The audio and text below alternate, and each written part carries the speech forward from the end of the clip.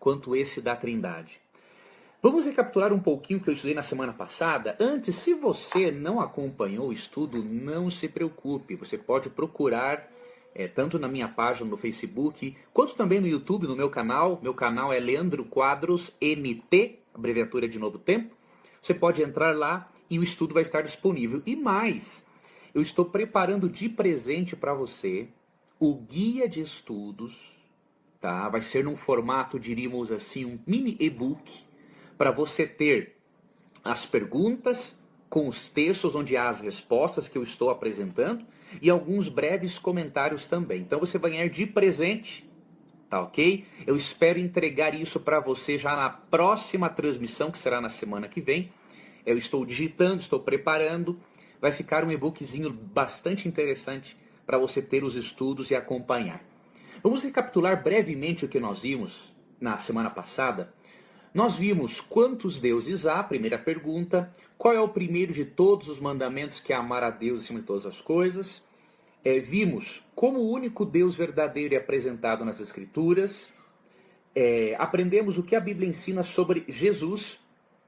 E nos detemos numa questão importante de que a Bíblia identifica Jesus com Jeová no Antigo Testamento. Então, assim como Deus Pai é Jeová, Jesus também é chamado de Jeová e Deus Eterno. Eu mencionei, nesta quarta pergunta, que existem pelo menos 7 evidências a favor da divindade de Cristo. Nós vimos uma, que foi a relação entre o nome Jesus Cristo com Jeová. Agora vamos ver o segundo grupo de evidências de que Jesus Cristo é Deus no mais pleno sentido. O segundo grupo é textos que mostram que Jesus é igual a Deus em realizar algumas coisas. Primeiro, perdoar pecados. Abra sua Bíblia, Marcos, capítulo 2, verso 5. Lembre-se, nós estamos fazendo um estudo bíblico, será importante que você abra sua Bíblia. Lógico, se você estiver em algum lugar que não seja possível, não tem problema, acompanhe o estudo e depois eu vou dar o guia de estudos para você de presente. Tá ok? Mas se você tiver Bíblia disponível, abra comigo para lermos Marcos, capítulo 2, versículo 5. Se em algum momento você ouvir voz de criança no fundo, são as minhas filhinhas, tá ok? Tem uma filhinha de 6 anos, a Yasmin, e outra de 1 ano e 4 meses, que é a Lavínia. Umas gracinhas, mas que brincam, gritam, então fique tranquilo, faz parte, né? As crianças estão brincando e eu estou aqui em casa. Marcos 2, verso 5 diz o seguinte: vendo a fé que eles tinham, Jesus disse ao paralítico: filho, os seus pecados estão perdoados. Estavam sentados ali alguns mestres da lei raciocinando em seu íntimo: por que esse homem fala assim? Está blasfemando. Quem pode perdoar pecados a não ser somente Deus? Veja, Jesus não estava aqui perdoando pecados indiretamente, como faz qualquer seguidor de Cristo ao levar o Evangelho. Tá ok? Como ensina lá em Mateus 16, 16 a 18. Aqui Cristo está perdoando diretamente. Se você comparar com esse texto, com Daniel 9,9, Daniel 9,9 diz assim: ao Senhor nosso Deus pertence o perdão, pois nos temos rebelado contra ele. Então, se Jesus é apresentado com a capacidade de perdoar pecados, a Bíblia está dizendo que ele é igual a Deus o Pai. Tá ok? Outra coisa, Jesus é apresentado como tendo a capacidade de ressuscitar mortos. Vamos ler João 5, 25 e 29. Fique tranquilo, esses textos, todos e os outros mais estarão disponíveis para você no guia de estudos. João 5, 25 e 29. Eu lhes afirmo que está chegando a hora, e já chegou, em que os mortos ouvirão a voz do Filho de Deus, e aqueles que a ouvirem viverão. Olha que interessante, esse texto diz claramente que ao ouvir-se a voz do Filho do Homem, os mortos ressuscitarão. Vamos comparar isso com 1 Samuel, capítulo 2, verso 6. Dá uma olhadinha aqui. O Senhor mata e preserva a vida, ele faz descer a sepultura e dela resgata. De acordo com o Antigo Testamento, só Deus, Yahvé, pode resgatar alguém da sepultura. 1 Samuel 2, verso 6. E Jesus, no Novo Testamento, tem o poder diretamente de resgatar alguém da sepultura. Então isso aqui mostra a divindade de Cristo. Até porque da ressurreição de Cristo depende a ressurreição de todos os mortos. Lembra de Atos 3,15? Lá diz assim que Cristo é o autor da vida.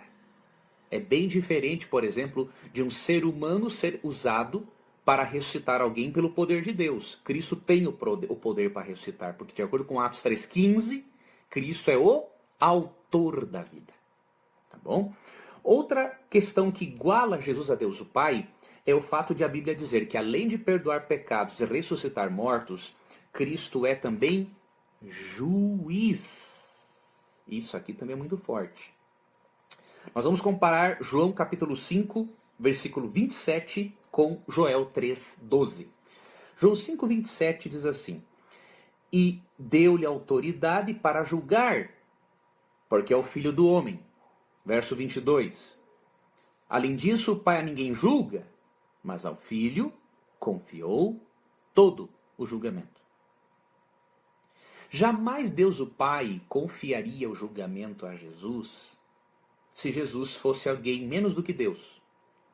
Somente Deus, sendo onisciente, pode saber tudo que está no coração do humano e ser juiz.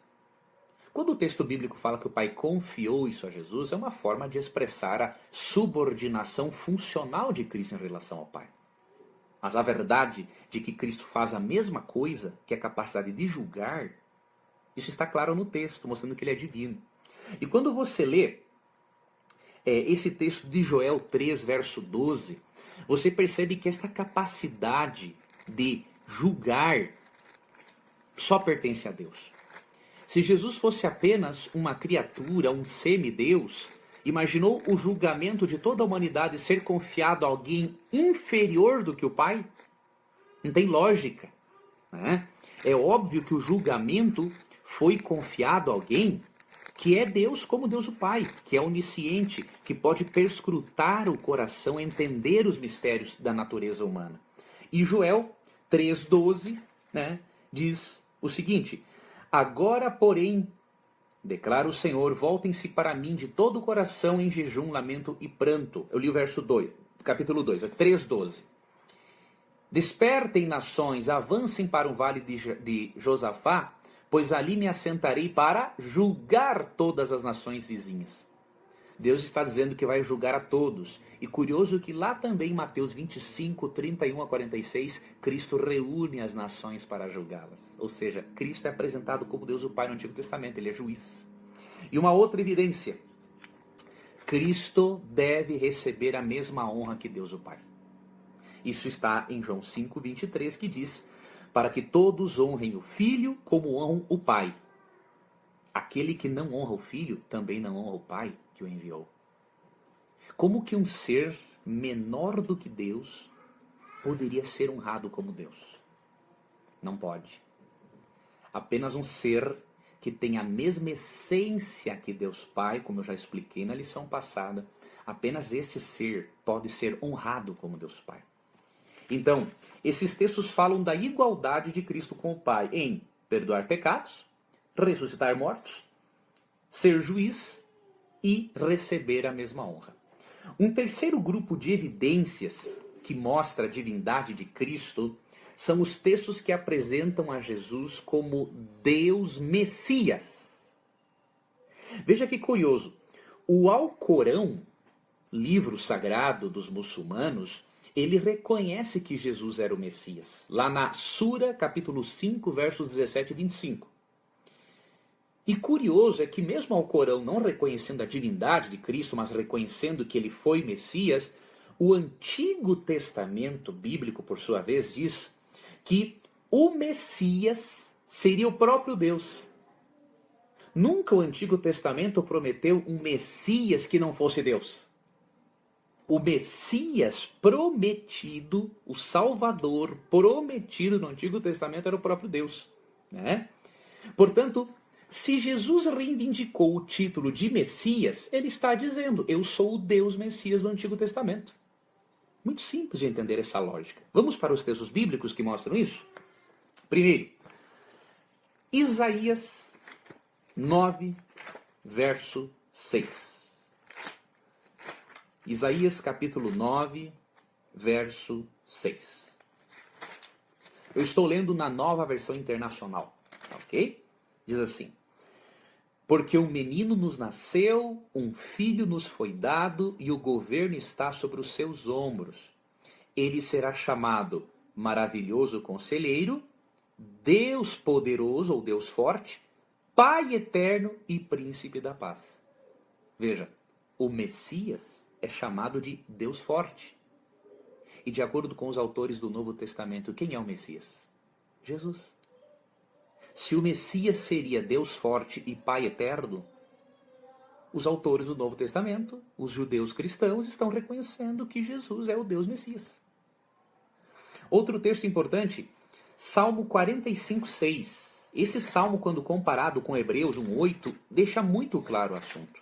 Não tem como negar a divindade de Cristo com um texto desse, a não ser que a pessoa seja muito rebelde, né? Aí, infelizmente, ela terá que prestar contas a Deus por sua rebeldia e teimosia. Mas o Salmo 45, 6 diz assim: o teu trono, ó Deus, subsiste para todo sempre. Cetro de justiça é o cetro do teu reino. Veja, Davi falou que o trono de Deus, o Deus poderoso e todo-poderoso do Antigo Testamento, é para sempre. Sabe o que o autor de Hebreus 1:8 fez com esse texto do Salmo 45, 7? Na verdade, eu vou mais longe. Sabe como que Deus o Pai interpretou o Salmo 45, 7? 45, 6 e 7? Vou ler para você Hebreus 1:8.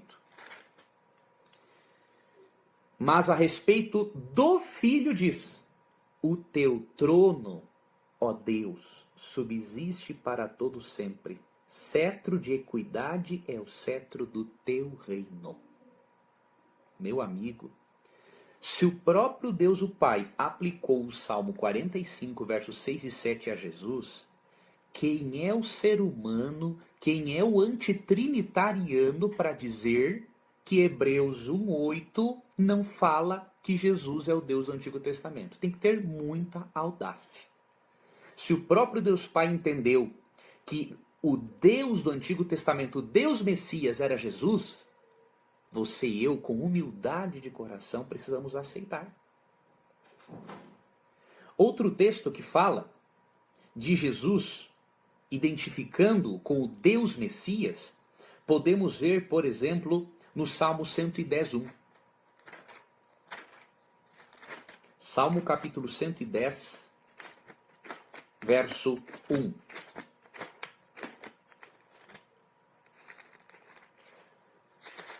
Diz o seguinte: darei graças ao Senhor de todo o coração. Não, 111, eu peguei, é o 110:1. O Senhor disse a meu Senhor: senta-te à minha direita, até que eu faça dos teus inimigos um estrado para os teus pés. Aqui você percebe um diálogo entre Deus o Pai e o Deus Messias. E quando você vai para Hebreus 1:13 e Mateus 22, 43 e 44, você percebe que a referência aqui é a Deus Pai falando para Jesus como Deus Messias e que ele seria também governante do universo com Deus Pai. Então veja, esses textos que mostram que o Deus Messias do Antigo Testamento é Jesus o Novo, também se constitui num grupo poderoso de evidências a favor da divindade de Cristo. O quarto grupo de evidências a favor da divindade de Cristo são os textos que mostram que Cristo aceitou a adoração. Esses textos são importantes para você também analisar. Só que antes de eu continuar, deixa eu dar uma quebrada aqui no gelo e só mandar mais alguns abraços para amigos que estão aqui nos acompanhando, né, nesse estudo bíblico. Um abraço também para a Maria Rocha, Para Sabrina Ribeiro, com certeza, Sabrina, você pediu oração, no final eu vou orar por você também, tá bom? Um abraço para Ilma Azevedo, que também está acompanhando o nosso programa, né? E vamos ver para mais algumas pessoas aqui que estão acompanhando essa transmissão ao vivo, para nós podermos aqui interagirmos um pouquinho, não é? Vamos dar uma olhadinha aqui nos outros comentários. Aqui vão carregando muitos comentários e... Bom, depois eu continuo aqui atualizando mais, porque vão chegando tantos comentários que a gente não consegue muitas vezes pegá-los aqui numa sequência, mas não tem problema, depois eu vou dar aqui, ó, mais umas pessoas. Marta Freire também pediu oração, vamos orar sim, Marta. Um abraço para o Leonardo, um abraço para o Eduardo Carvalho Costa de Iguape, fique com Deus, meu irmão. E um abraço para a Neite Costa, da Igreja de Pau dos Ferros, né? Que Deus abençoe a todos vocês que estão acompanhando aqui essa transmissão. Vamos então para o quarto grupo de evidências a favor da divindade de Cristo, os textos que mostram que Cristo aceitou a adoração. Em Êxodo 20, 1 a 5, lemos o seguinte. Êxodo capítulo 20, versos 1 a 5. E Deus falou todas estas palavras. Eu sou o Senhor, o teu Deus, que te tirou do Egito, da terra da escravidão. Não terás outros deuses além de mim. Não farás para ti nenhum ídolo, nenhuma imagem de qualquer coisa no céu, na terra ou nas águas debaixo da terra. Não te prostrarás diante deles, nem lhes prestarás culto, porque eu sou o Senhor, o teu Deus, sou Deus zeloso, que castiga os filhos pelos pecados de seus pais até a terceira e quarta geração daqueles que me desprezam. Mas trato com bondade até 1000 gerações aos que me amam e obedecem aos meus mandamentos. Veja, entre os dois primeiros mandamentos há uma ordem clara. Não terás outros deuses diante de mim, não farás imagem de escultura e não te prostrarás diante deles. Ok? Jesus não recebeu homenagem simplesmente, porque tinha o costume na época de às vezes prostrar-se diante de um rei, diante de um governante, para manifestar respeito. Mas em relação a Jesus não foi simplesmente isso, não.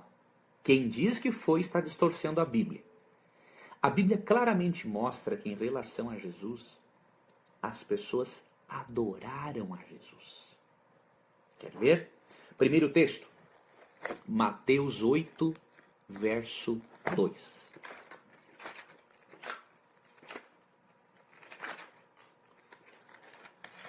Mateus capítulo 8, 2 diz: um leproso aproximando-se, adorou-o de joelhos e disse: Senhor, se quiseres, podes purificar-me. Claramente esse leproso, ele adorou a Jesus de joelhos. Não só prestou uma homenagem ou demonstrou respeito e reverência, não. Adorou de joelhos. Eu lhe pergunto, Jesus não conhecia Êxodo 20, 1 a 5, que diz que não é para prostrar-se diante de alguém a não ser de Deus, no sentido de adoração? Se Jesus conhecia Êxodo, e eu tenho certeza disso, e ele aceitou a adoração desse leproso, é óbvio que Jesus é Deus. Não há dúvida alguma. Outro texto importante, Mateus 9, 18. Falava ele ainda quando um dos discípulos da sinagoga chegou, ajoelhou-se diante dele e disse: minha filha acaba de morrer. Vem e impõe a tua mão sobre ela e ela viverá. Não é um ajoelhar só para prestar homenagem, é adoração mesmo. Cristo repreendeu-o por isso? Não o repreendeu. E olha esse texto aqui, João, capítulo 20, verso 28.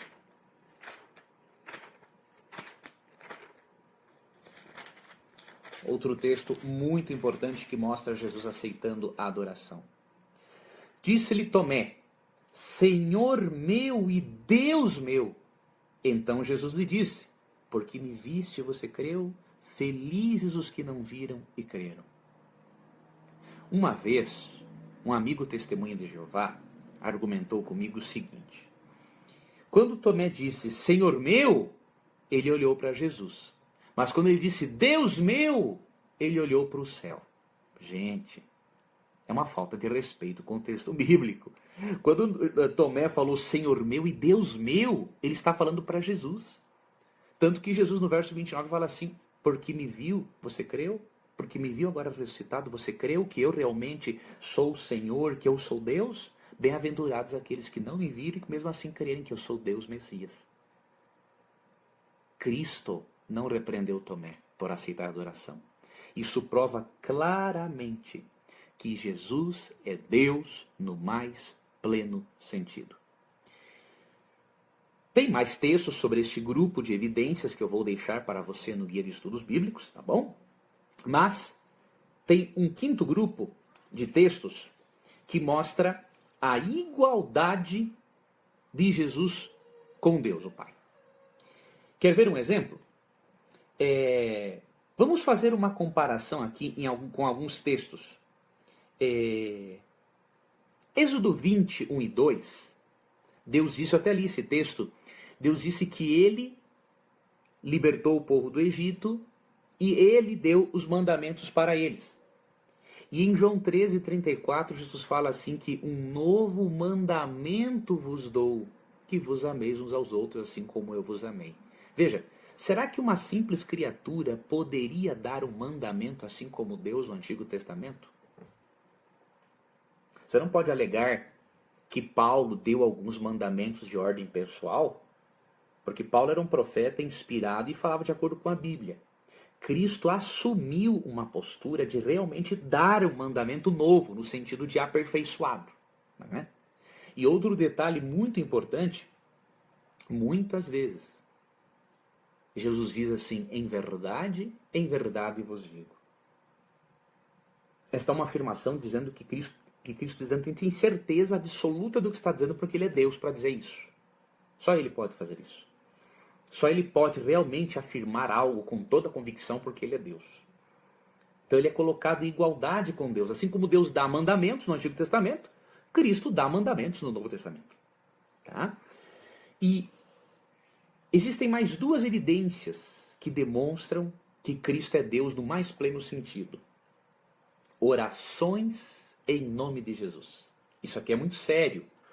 Como que Deus ia permitir que você e eu, na oração, orássemos a alguém ou em nome de alguém, sendo que receber orações, escutar orações, atender orações é uma atribuição apenas de Deus.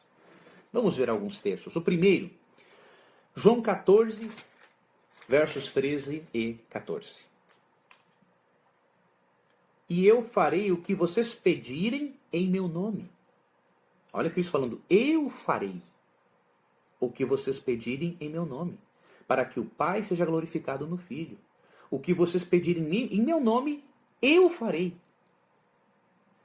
Veja, Cristo claramente está dizendo que você pode orar a Ele e pedir para Ele, porque quando Cristo atende, o Pai também é glorificado. Querido, querida amiga, impossível Jesus ser menos do que divino. Se Ele recebe orações, se Ele pode atender orações, é óbvio que Ele é Deus. Outro texto, João 15, verso 7. Se vocês permanecerem em mim e as minhas palavras permanecerem em vocês, pedirão o que quiserem e lhes será concedido.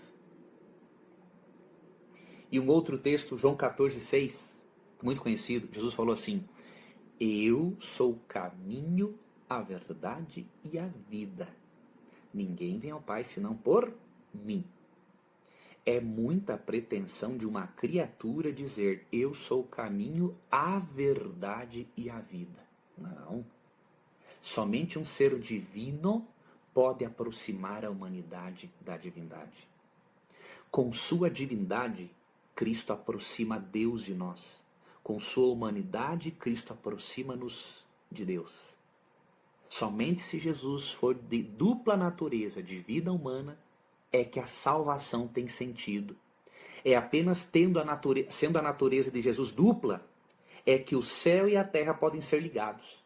A divindade e a humanidade podem estar se relacionando novamente. Cristo é a ponte sobre o abismo do pecado. De acordo com 2 Coríntios 5, 18 a 21, Cristo reconciliou-nos com Deus por ele ter pago a dívida que tínhamos para com a lei de Deus. Nada, alguém menos do que Deus poderia fazer uma obra assim. E o sétimo grupo de evidências a favor da divindade de Cristo é o uso que o Novo Testamento faz de parábolas que eram atribuídas a Deus no Antigo Testamento. Mas sobre isso nós vamos estudar na próxima lição. Nosso tempo já esgotou. E eu quero dizer uma coisa para você. Na próxima lição, além de eu ver com você esse último grupo de evidências da divindade de Cristo, eu vou ver com você uma outra coisa. Nós vamos começar a estudar sobre o Espírito Santo. Nós vamos ver provas bíblicas claras de que o Espírito Santo é Deus, é um ser pessoal, e não vai ter dúvida alguma, aquela pessoa sincera que fizer parte do estudo, não vai ter dúvida alguma de que o Espírito Santo é um ser pessoal que quer se relacionar intimamente conosco. Então eu aguardo a você para a nossa próxima transmissão. E eu queria finalizar agradecendo a você pela sua companhia. Queria finalizar dizendo para você não deixar de acessar o meu blog, leandroquadros.com.br. Lá nós temos muitos materiais interessantes que vão lhe ajudar a compreender mais a Bíblia.